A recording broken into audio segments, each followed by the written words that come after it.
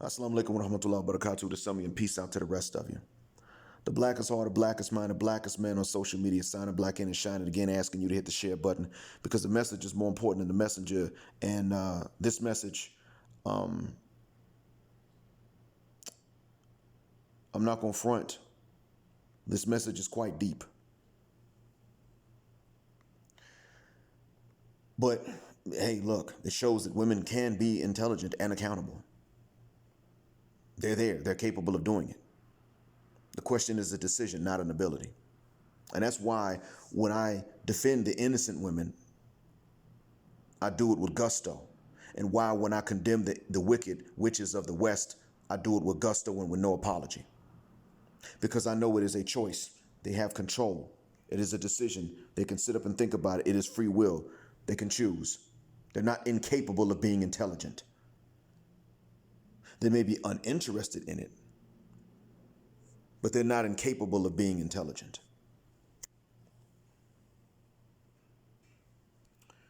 And intelligent for the benefit of both men and women. And I'm going to give you an example. Two examples, actually. Now let's look at the stories of both the prophet Joseph, peace be to him, and the prophet Moses, peace be to him. Both of them were the children of Israel, but in Egypt. Of course, Joseph, peace be to him, had this, he had a dream, and his dad said to him, "Don't you tell your brothers this dream. Don't do it. They might even kill you." And sure enough, the Bible says they sold him into slavery, but and told his dad that he died. But the Quran says that he was thrown in a well and rescued, but then sold into slavery by the strangers.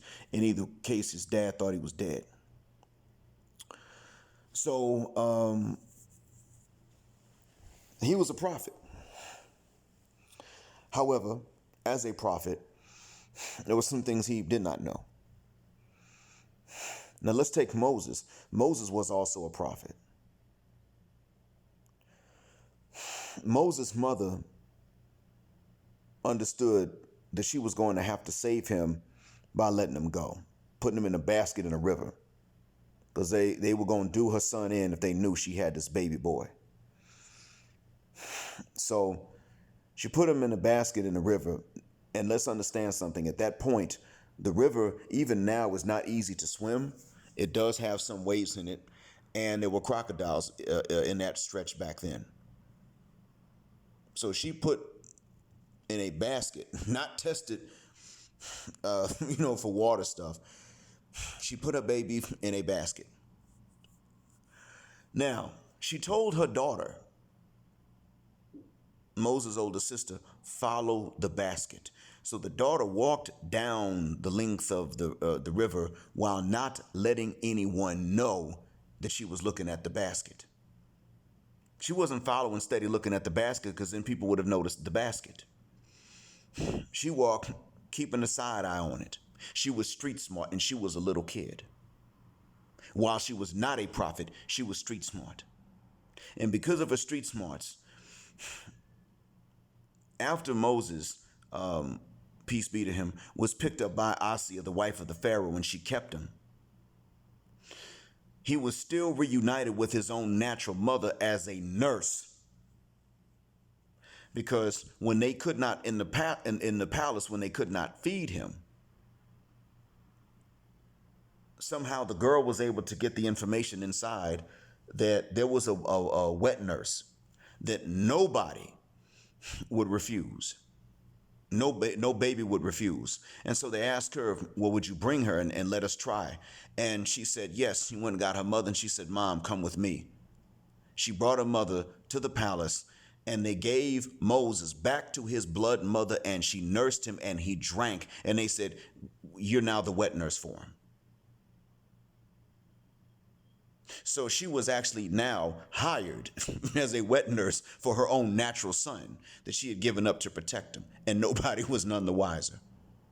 And the older sister knew what was going on, and the whole time she was living there, because that was her mom's job, she never let it slip. She was street smart. not a prophet. She was a kid and she was street smart. And she used that street smarts to help out her brother and her mother and, inevitably her father too. That's what happened. She had a certain amount of street smarts as a kid, not a prophet, that the prophet Joseph did not have, though he became a prophet. She was not naive. She was very insightful and clever, but also very righteous with it. Asiya, the wife of the Pharaoh, she was righteous with it. She was intelligent, but she was righteous with it. And there were other women that did the same thing, that did similar. Our history is replete with righteous women that use their brains for righteous causes. I forgot the name of one particular queen, but John Henry Clark knows about her, or knew about her. She actually fought against the slave trade in West Africa, fought against it. She refused a marriage proposal temporarily, saying, I have to do a man's work, so I cannot act as a woman yet. When she had eradicated all the known slave trade from her jurisdiction, she went back to this other leader that had proposed to her and said, I can now accept your proposal and live like a woman. She, with her intelligence, was able to use it for righteousness, to liberate people. So this is for those of you that want to sit up and say, well, we all sold each other out in Africa. Shuck that fit. West Africa and Central Africa were a mix of good and bad, like everywhere else. So you see, I know from history and from the revelation of my faith that women can use their intelligence for righteous reasons. I've heard some people, red pill and blue pill, say, oh, they're stupid. They're children. They're not really adults. And I've seen many women behave like this, especially in the West. But I know that that's not something that they're stuck doing. I know they can be accountable. They can be righteous. They can use their brains to make things easier on both men and women. What I see as a decision is that they will use their intelligence to make things difficult on men, even if it increases their own difficulty. They simply don't want things to be difficult on men for some reason of pride. And I don't really care what that reason is. Don't even try to explain it to me as some sort of natural selection thing. Don't give me that, because they don't tolerate it when it's done to them. That's why I vehemently defend those that are innocent, even though they may not need my defense. And I'll go in on the wicked witches of the West because they need someone to go in on them because they have the capacity. My cousin was one. Intelligent, but she used it trying to keep a family together. It wasn't a fault they split. I saw the screenshots with his confessions. It was him. My heart goes out to one that was subscribed to me previously. It goes out to her. I take her word for it. I give her the benefit of the doubt. But the majority that we see have their minds made up. I'm not going to use my mind to make things easier for us. I'm going to use it to make things difficult for him. I don't want him to have too much ease, and that's it. Sometimes there is a selfish reason for it. They're trying to get more resources. Other times it's something that doesn't even make any sense and is abstract, like just to get validation and an ego boost so that they can feel they're too good for most men. Even though that winds up keeping them by themselves as well too, until they no longer have the options, and then they're stuck by themselves. First by their own ego, then by their declining market value as they got older. So they're willing to shoot themselves in the foot in many cases just to make sure that things are difficult for you, sir. But they don't have to. I know I went deep. I went into religion. But I did it for a reason. See, I've already told you what the solution is. And I've also said to you, when you do the research, you will come back to me and tell me that I'm not living this enough.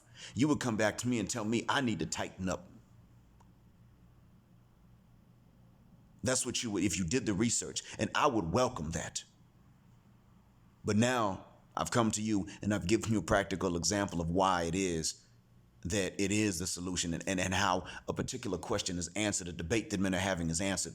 How good are they capable of being? Well, I'm telling you, they're capable of being great. And there are those who have done it. And sometimes it pays off for them and sometimes it is not.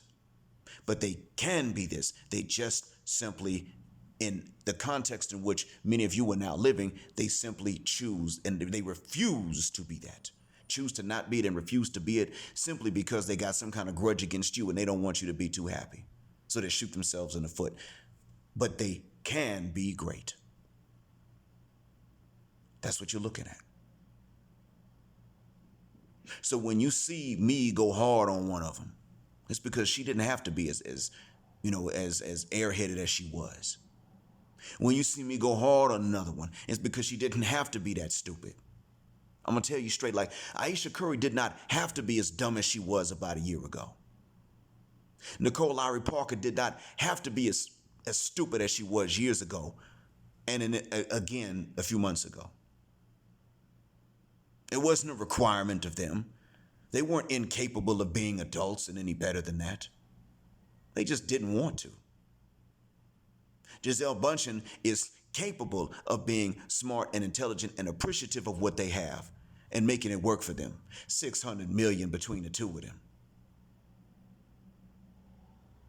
She's capable of being smart enough to not even be unhappy, let alone complaining publicly about the chores he doesn't do that neither one of them really has to do in the first place. Who am I forgetting?